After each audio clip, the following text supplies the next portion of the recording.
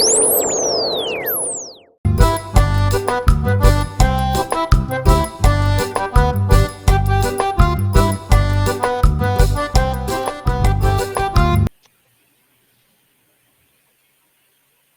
everybody, to another week of Messing with the Mackentyres. I am the Celtic Casanova, Johnny McIntyre.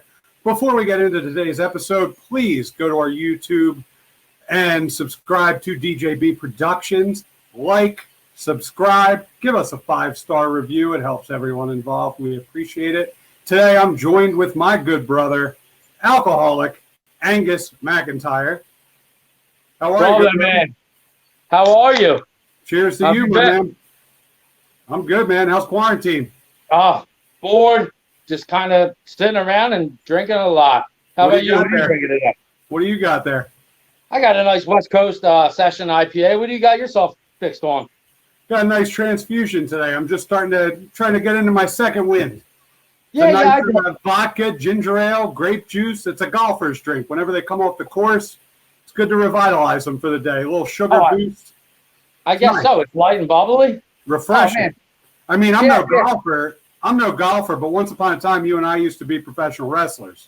A long time ago. It's kind of like that old adage of high school, you've been out longer than you were in, I think. Yeah, well, I mean, all this really started when I was in high school. You're a little bit older than me. We worked at the Acme together. Yeah, we did. And you were the seafood guy. I was the cart pusher. Probably worked together for 4 years and didn't talk. Yeah. At least the first time I met you, I was pushing carts. It was a Saturday afternoon. I'll never forget this day as long as I live. I'm pushing carts through the Acme. I walk past this car. I see the car shaking a little bit. So naturally, my inquisitive side, I do a walkthrough. Yeah, as you should.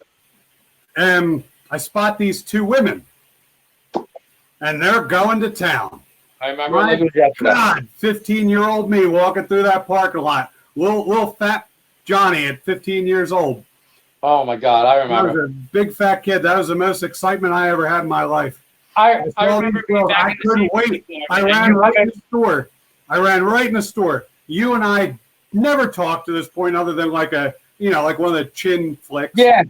You ran. I remember, you ran into the back like olive oil. Oh my God, they're making out. Your arms are flailing all above your head and everything. Like oh Papa, oh my God, they're making out. I was like, who's making out, kid? And then, like a wacky waveable inflatable tube man. I was so excited. Yeah, you totally were. Totally were. There's lesbians in the parking lot. Usually we got to pay for this after 10 and show and tell. Yeah, but not today. Today the brothers were gifted. So I rounded up every man that worked at that store to do a pass-through. And you came out. By the time it got to me, the car had gone. You got your look-see. And then we worked with another guy from South Philly who I think blew the whole spot up because he was so excited. He walked in front of the car, couldn't believe what he saw, stuck his hands up in the air like he's celebrating a touchdown, and then they drove off and ruined it. I think he gave him the old Caesar thumbs up, thumbs down. He was like, yeah, I guess I like it, yeah. But the most important part about that is you and I got to talking after that. And we realized that we both grew up from a very young age. I started watching wrestling, I guess, around the age of 3 years old, but really not understanding until the early 90s. And you around the same time frame, maybe a couple years before me. Yeah. And around the same age, but clearly I'm a little older, so it was a couple years before, yes. Yeah. So we started talking, and I asked you, I said, yo, Angus, who's your favorite wrestler? And it's always been Mr. Perfect.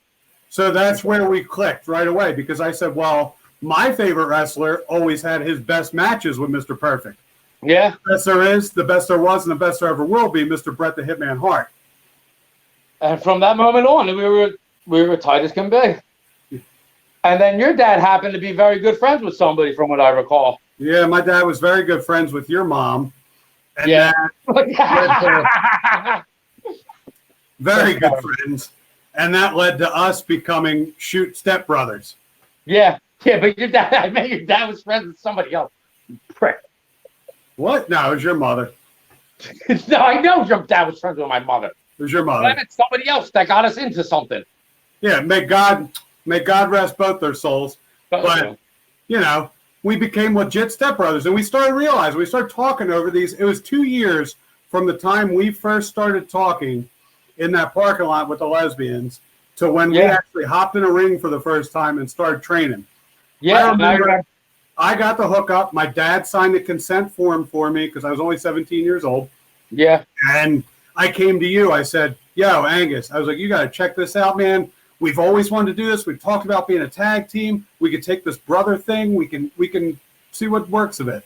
Yeah. So then we didn't start off as a tag team. We started going to this wrestling school, started taking our bumps, and then it went south for me real quick. And it was like a real make or break moment where I decided whether I was going to do this or I wasn't going to do it when you had I got the shit kicked out of me legit because I was disrespectful to a vet based on somebody giving me bad advice. You remember that when we were taking corners? Yeah, I remember. We were up in our school and paying dues and trying to get along, and you know, people mess with you when you're trying to get in the business. And you're pompous. You're pompous. So we're both pompous assholes, but we know it.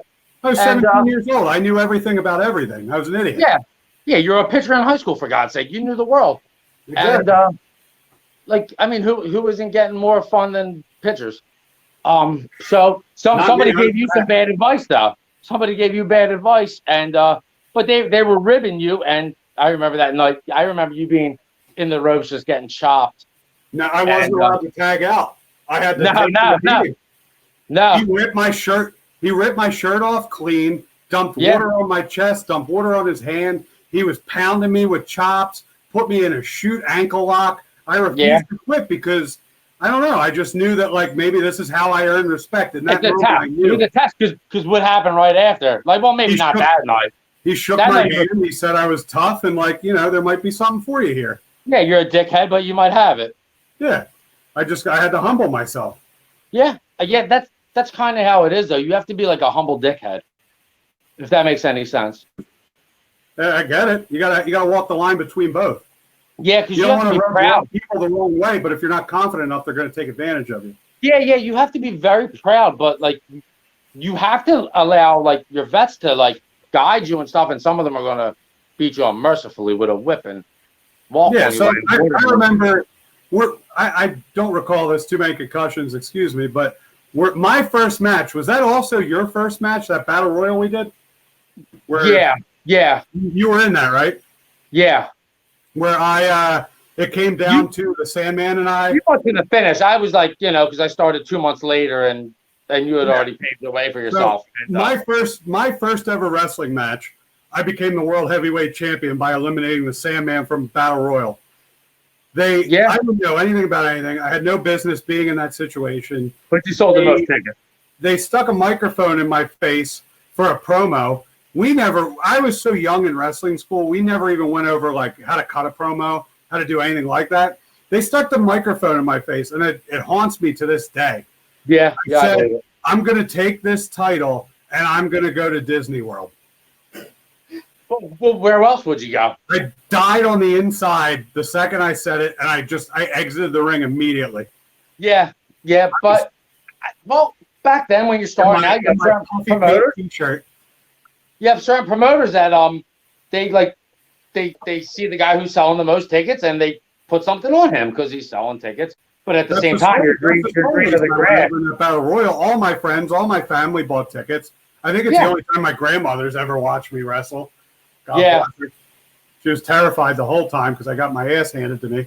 It's a weird thing when you're like your parents type people come and see you wrestle because like you're getting the crap beat out of you and stuff the first time or two. And wrestling is what it is, but it's still scary for people watching because they don't know what's a shoot and what's a work.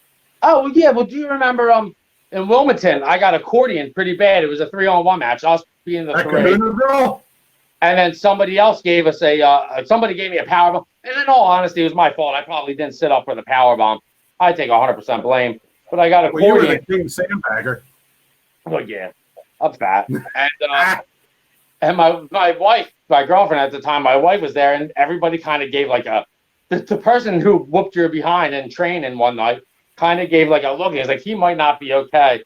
And my wife was like, what do you mean? It's only like his like third match. And clearly, we're of the mindset that, like, yeah, it's only my third match, but everybody else is like, oh, it's his third match. Like, to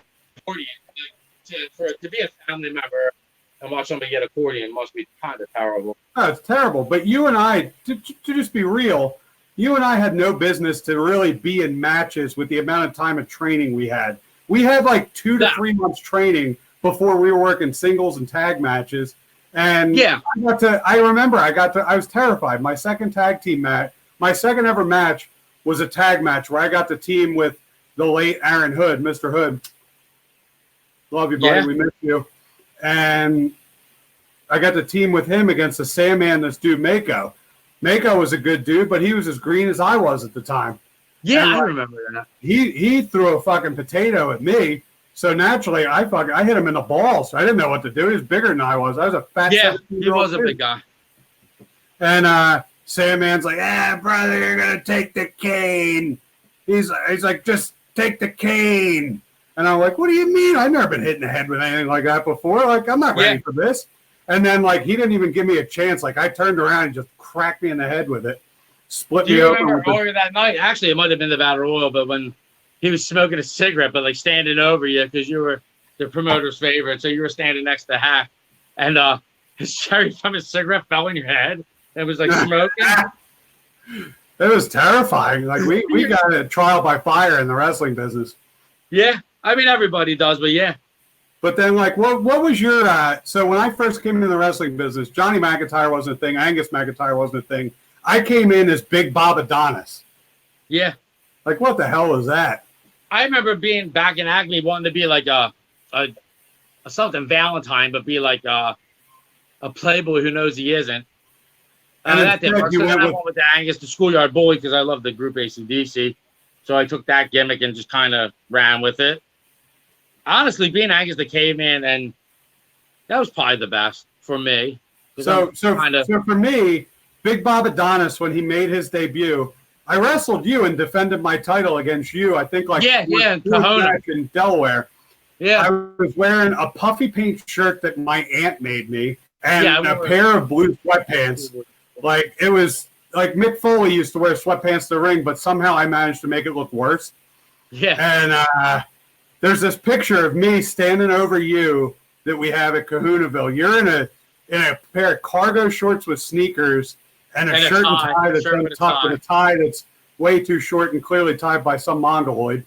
It was I look back at that and I cringe, but at the same time, you got to start somewhere. And for somebody to put a heavyweight title on me to start the business was incredibly wrong and undeserving.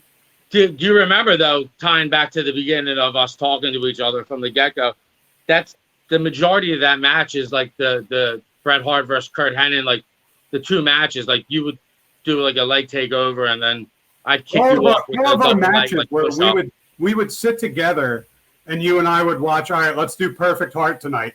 Like, I'll kick you in the chin. You get up real quick. You knock me down. I'll kick you in the chin again. Snapmare. Yeah. That's all we did initially. Because we didn't know how to work. But, like, we started somewhere. And Not at all. Not at all. But that's what was fun with working with you in the ring is I could be like, all right, Perfect Heart spot. You'd be like, all right, Rude Warrior. And, like, without saying much, like, we knew what to do. Yeah, because I knew exactly. We came in together and all that, and even with Teddy and everything, like the 3 of us came in together initially, and like we all just rocked it together. Tried to, I mean, for the most part. When we joined up with Teddy, Teddy was training with us, and it just seemed like such a natural fit. He was a great guy. I loved him and his family, and he was a natural fit for us to travel together. So I dropped the Bob Adonis, you dropped the Angus, and we became the primetime players. I was pure play of Johnny Mac, and you were Big Willie Styles, aka PM Freeze, or that 17. Big Willie Styles, PM Freeze. I loved it. Yeah, the Iceman, PM Freeze. Yeah, that's what it was. The Iceman, PM Freeze. The Iceman, and then Ron started training us to turn me into Big Willie Styles. Yeah, that was a lot of fun. And you, me, and Teddy, I think I still remember. It's my favorite match that I ever had, only because we came back and we got. Oh, the 3-way Funky White Boys? Like, I don't know what, in the boys club after we moved the couple. Yeah. So we went to a triple threat, and it was the only time I ever walked from behind the curtain and the boys were there applauding us and telling us what a good match we had. And that I remember being the first time that I thought we were onto something. I remember like the first time I went to the back and someone said, "You're not green no more." I worked like a vet and had a show that I started promoting and then hand over to somebody else. And I worked a vet on the show. Whatever. I'm happy to learn. And I got to the back and my trainer was there because he eventually became the booker. And it's legit one of the proudest moments of my day being told, "Hey, bud, you're not green no more. You led that, you carried it, and you executed it well." Yeah. And this was all before. Time. Like, how old were you at that time? I don't think I was even 20 yet. I was probably 23. Yeah, because okay. So fast forward a little bit, like we decided to take this wrestling thing pretty seriously. So I remember I got the information and we went to a seminar in Pittsburgh for NWA East. And that was truly like the first big opportunity we had to try out. And it was me, you, and Teddy that went. Yeah. And they took us all on that show. It was a group of 25 people. Battle Royale, yeah. You guys had a match. I was in the Battle Royal. You were in the Battle Royal. Teddy and I were paired, but as a group, we were the primetime players. Yeah. And you accompanied Teddy and I to the ring. You did your thing in the Battle Royal. Teddy and I had our tag match. But, like, that was just such a good opportunity. And, you know, we're driving all the way from the Philadelphia area to Pittsburgh. And that just paved the way for, like, learning the craft with, like, even just, like, the catch-up fights and Hardys and, like, sure. Being on the road together. Yeah, but being on the road and going to, like, stopping all the restaurants, getting all the Roy Rogers and the Burger King. And, like, I remember what my job was. Like, you guys ordered the food, and I was the ketchup guy. I had to go fill up all the little souffle cups of ketchup so we had enough for the road. Yeah. And we'd probably spend, what, like $40-$50 on the road just to get there and food and drink and all that? Yeah.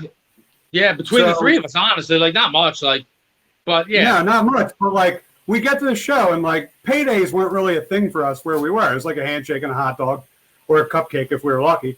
Yeah. And then we,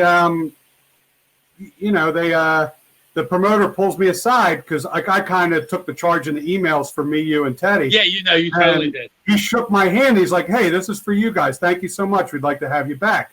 And I was like, "Oh, my God." I felt money in there. I was like, we got paid. Like, I was like, we fucking made it. We got paid. And then I open up my palm. It's a $5 bill. And I'm like, I don't even know how to split this over three of us. Yeah, I don't even think we could buy ketchup packets. It was a $5 payday for three people in a road trip that cost us about $30 a piece in gas and food and everything. Do you remember how long the funny thing is it used to take us forever to drive out there, and then towards the end, like, we used to get out there pretty fast.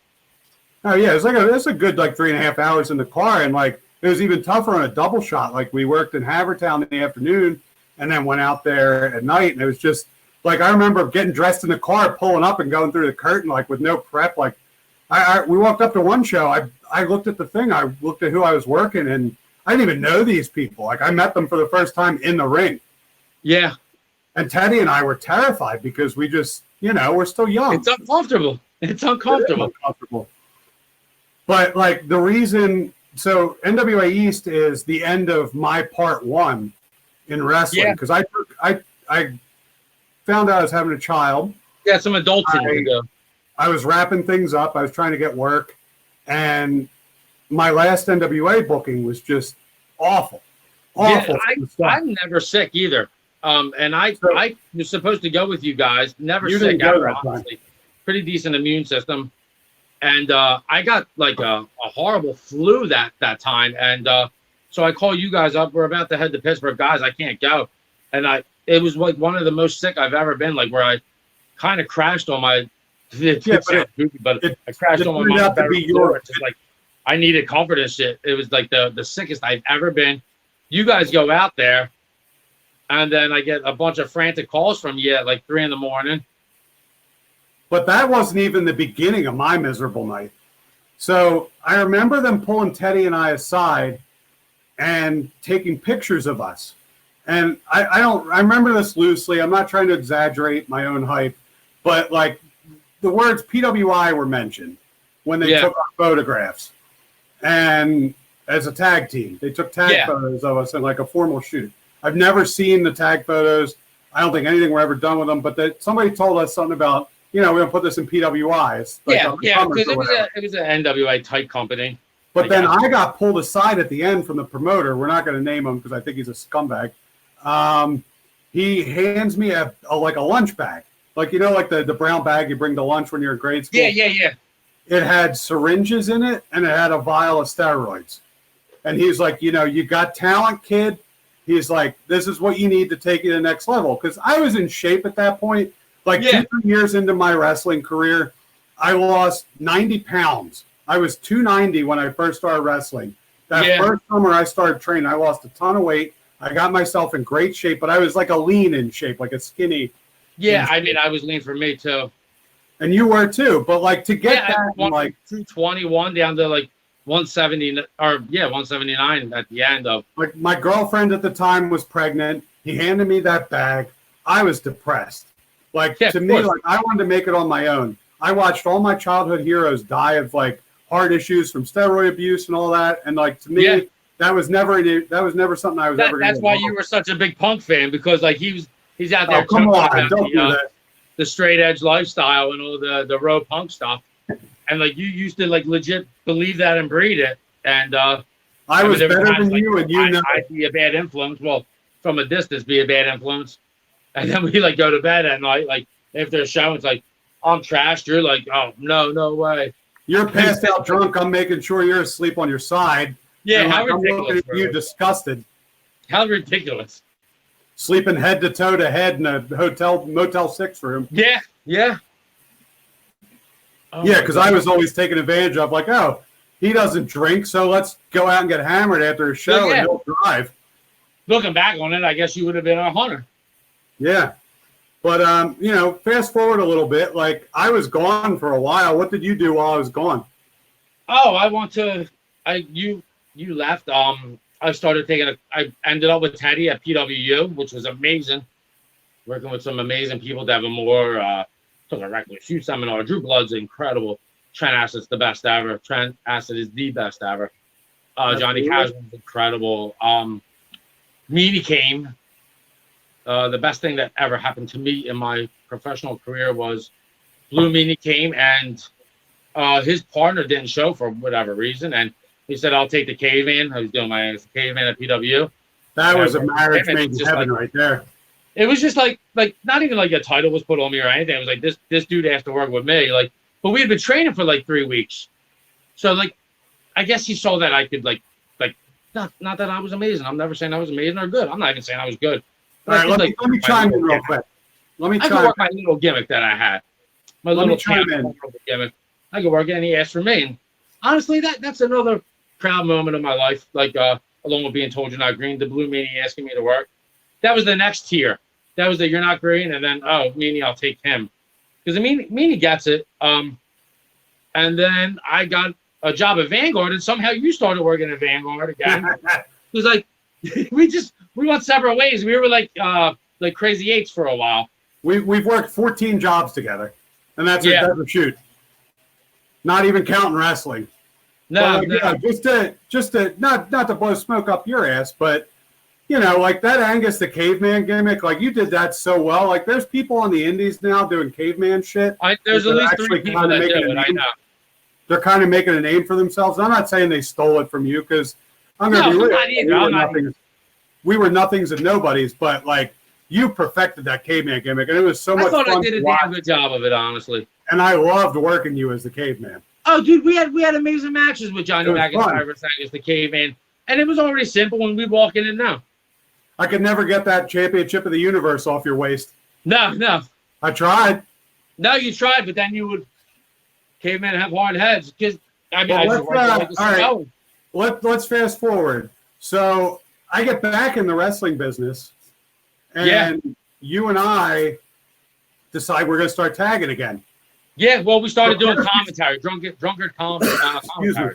Yeah, first we started off doing commentary, and we both knew we weren't going anywhere. When we first started, the goal was always WWE. Yeah, well, of course. The goal was always we were going to take this act to the top. If your goal isn't that, you shouldn't be in it. Yeah, but then we realized, like, hey, this is something we can do on the side for fun. We're not going to make it anywhere. We're just kind of a couple local guys who have fun doing this. And So we decided to do commentary and, put our foot back in the water because you were out for a little bit at that point in time. Yeah. And life caught up. We used to sit there. We used to go to shows. We used to talk to the workers again, start to be in that locker room. Well, we started going to the Cardinal Curl shows, and then all of a sudden it was like, I think like the promoter of that show was like, why don't you guys do commentary? We're like, sure. Yeah. So that was, we started doing that, but like they used to bring in guys like Greg the Hammer Valentine and Beefcake, and you know where I'm going with this. Yeah, yeah. So like when you come up in the wrestling business, you're always taught like, you see a name, you don't mark out for him in the locker room, you don't ask him for a picture. Not over the top. Sitting here as a 35-year-old man, like I wish I violated those rules so much. And I wish I did too. I wish I got like 17 photos. Yeah, like I didn't like right now I wouldn't care what people thought of me, but that moment, like, oh, I don't want people to think I'm a mark or like that's gonna hold me back. But that's the last thing you want to be called like your first like couple years. But it's silly. Why shouldn't you celebrate somebody You're who all made marks. You're all marks. We got into this business because we're marks. Yeah, you're all marks looking for work. No, but do you remember what happened with Beefcake and Valentine? Yeah. You and I were known as like the locker room fun guys. Because we were doing commentary still. We were doing commentary, but we were known as like the good time. Like you want a fun time, go hang out with the Mackentyres. Yeah. So we'd always hang out with our friend Leon at the shows. Yeah, we had like a couple like beverages, 2 adult beverages, like with we had a thermos of margarita this one show. Yeah, she came along. Margarita came along that time. I remember Beefcake with his big fucking meat hooks, putting it on my shoulder. He goes, "What's up, brother?" He's like, "What's in the thermos? You got something for me, dude?" But you had like a 1950s like poodle skirt mom like water cooler, but it was full of margaritas. Yeah. So I was like, yeah, let's step outside. And I was like, we can hang out with Leon too. And I had a blonde Leon with me, like a blonde. Yeah, blonde Leon. Like a grassroots Leon. And so we go outside with Valentine and Beefcake, and we're passing the margarita around. We're hanging with Leon. We're hanging around Cardinal Curl, taking a nature walk. Yeah. So we're out for this nature walk, and, Valentine hangs out with Leon once. Like it was a real good hang. And but Beefcake's there the whole time. Like a cartoon. He went stiff and just fell over backwards, like completely. Oh, did you, right? Yeah. So, and then we go in the locker room. We can't imagine, like, why hanging out with Leon did that to him. And he opens up his bag. Said he was doing other things earlier. No. He opened, I don't even know if you were there for this, but he opens up his gimmick bag and gets dressed for his match. He's in no shape to be wrestling. I don't think he came in any shape to be wrestling. And he opens up his bag. It's as tight as his boots. And the rest of the gimmick bag is filled with airline bottles of various liquors. Some empty, some not. I remember Jason that hung out with the 3 chicks. He walked in the bathroom and prior or post and just, oh my God, he just walked in like I can't believe what I just saw. Like, oh my God. No, but like just to fast forward from there, like, so we finished our commentary. We went on. We did our we got back as a tag. We won. Yeah, so we started working again. We won some tag team titles, and we were a whole different Mackentyres. We were starting to enjoy it. We did a little ha-ha. We did a little serious stuff. Like, we tried it all in one match. We always had fun in the back. Like, long gone are the days where I'm straight edge and I'm better than you, to the point where, like, I'm the one, like, yo, you want me to pick up a case on the way to the show? And yeah. Oh, my God, what about the Aaron Express? That's probably one of the worst times ever, when you went and hung out with, like, my group of friends. No, I just got divorced. I was hanging with your friends. And you leave with my friends, and I'm like, no, I got a show. I forgot we had a show. And I picked you up at we were defending a local the tag establishment, and you're pretty much blackout drunk. I drive up to the show, and they're calling for spots. And prior to the match, I remember you falling asleep in the middle of the match. I fell asleep on my feet in the ring. Yeah, if you watch that match, you totally fell asleep. If you look at the pictures, you can see how glazed over my eyes were. I was doing the Aaron Express for 4 hours before you called me. Like, no. Or was that with our good friend and our other friend from Baltimore? Yeah, that was Baltimore. That was the tag match, not this. Doyle Day. It was Doyle Day. He was always fun. I really enjoyed him. Yeah, Well, the dude from Baltimore is one of the best ever. Day. Oh yeah. Day's one of the best people ever. Prodigy. But we did that for a while. We moved on, and we moved to another company. To a couple, not our assets, but we took our asses to a couple places. Yeah, we went to another territory. We turned heel, and we were ruthless heels. We worked in a heavily Hispanic town of Pensacola, New Jersey. So naturally, we played the race card, which, be it right or wrong, we live in a more sensitive time now in 2020. But you also try to be a heel too. What can we do to get heat with this predominantly Hispanic crowd? So naturally, if you look over my shoulder, that's what we went with. Yeah, that's where that was built. That's where that was built. With the 3, 4, 5, 6 of us, I mean, because there's no 3 letters that strike fear more into that crowd than INS. Maybe. Yeah, right. And that was the best. But then we rocked it with the Irish instead of the International. Exactly. Because we were doing the Jameson gimmick. And then we brought in Reno and Blackie, and we all gelled. I think we gelled well. And those two were very talented in their own regard. In all honesty, I think the 4 of us could have been way better than what became of the Empire and everything else that came to that company. I think the 4 of us could have done good things. We could have done more, but then we got in that match. You destroyed your ankle, and that was the end for you. Off. There was 3 of us that started, and then all 3 of us got picked off. So the first month you were working, we were defending we were going for the tag titles. We won the tag belts, and my gimmick happened. You got hurt mid-match. Yeah, and 4 minutes or maybe 6 minutes in. You couldn't continue, so I called Ty up to the apron. I was like, "You're in this now." Ty was our bodyguard. We had Ty Reno as our bodyguard.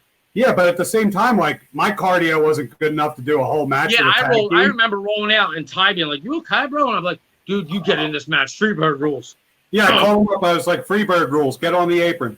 And then to make a long story long, that gelled well. I really enjoyed working with Ty and Blackie while you were gone. And you never came back because you made your wife the same. Well, no, I came back for the street fight. Yeah, and got involved. Well, we introduced Blackie, King Blackie, and I was out on my crutches, legit cast and everything, and I would use them to gimmick people over and stuff. Yeah, and then I went, and my last match, it was like a 5 tag team tag match. It was Ty and I defending, and we were all like, all right, let's do the indie spot where everybody does a dive. And we were all in the parking lot beforehand, hanging with Leon, going through a case of beer. I was feeling great. And I was like, fuck it. I'm going to do a goddamn suicide dive that just about turned into a suicide dive. And so I did this dive, and the way they caught me, I fell backwards, and the back of my head slammed against the steel ring apron. And that was lights out. That was a hospital stay. That was, I'm not coming back to this. Risk wasn't worth the reward anymore. I've got kids. Yeah, no, and it's a weird thing because I know, when I broke my leg, clearly now and then I still get the itch, and I reach out to certain people down there, and they know who they are. Yeah, so do I. That's all bullshit. Now that I'm like, where's your school at? But now and then you get this itch, but it's weird, where Ron's incredible, and Ron's had so many character changes and then transitions. I'm still waiting on our Letterman jacket. He's had so many facets, but whatever. We had 10.5 years. But just to keep it moving, so that was the end for us. And then years go by, about 10, 11 years go by, and we get the phone call last May, hey, we'd really love to introduce you guys into our Independent Wrestling Hall of Fame. Yeah. And I was in such a shitty frame of mind with my demons and what was going on with me. Yeah, I was in the all right, whatever. I'll go for the ride. I didn't take it seriously. I wish I did. In retrospect, I wish I took it seriously. Even the day of, I wasn't in good shape. Yeah. I had a good friend come down to that, too, with some family members, and I really cherished that day, honestly. I know. I really do. I wish I was better for you, but... fine. Whoa! It must be time for last call, it's brother. Time. All right, so for today's last call, I got a question for you. Yeah. So, what gimmicks didn't you get to use? Did you ever have something in your head, if you ever wanted to change your gimmick from Angus McIntyre, where would you go? I wanted to do, well, first off, as doing Angus the Schoolyard Boy, I should have had a school bag full of gimmicks. changing stuff to cheaper or whatever. That's my initial. No, but something I'm pretty satisfied. I'm honestly satisfied. How about you? What would you have liked to have done? I always kind of wanted to do like a devil's advocate kind of gimmick, and like I wanted to come back. Like I wanted to take some time off. I wanted to come back as your own personal Jesus, Gavin Callahan. I wanted to be older than now, but completely flawed in the process. Yeah. I wanted to come out to Depeche Mode, like all the works. Like I wanted to wear like priest garb and like with the whole works. And like I was going to heal people. Yeah. Like almost like a televangelist. I like working face. It's hard, but I like working face. Well, people like you. I was always the dickhead. No one likes me. You're always the fun one. I'm the one that I rub people the wrong way. I'm fun till I'm a jerk off. But, you know, I guess. Well, dude, I had a really good time seeing you today and talking to you. Yeah, me too. Hopefully this quarantine. I hope you enjoyed that transfusion. I'm ready for another. I'll talk to you later, brother. All right. Everybody, go on that DJB Productions Facebook page. If you enjoyed it, hit like and subscribe. Like it, subscribe, give us a 5-star review. We'll see you next week. Toodaloo.